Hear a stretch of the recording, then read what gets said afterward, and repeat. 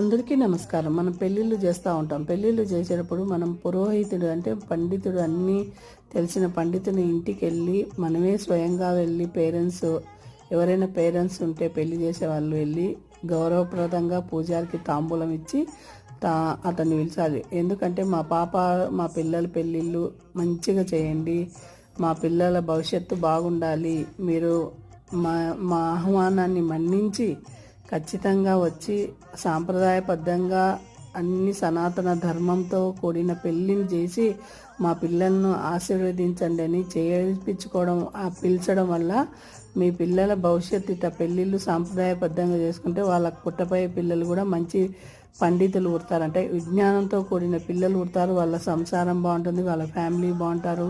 అంటే ఈ విధంగా చేయడం వల్ల మన సనాతన సాంప్రదాయం గౌరవించి మన భవిష్యత్తు బంగారు బాట అవుతుంది. సర్వే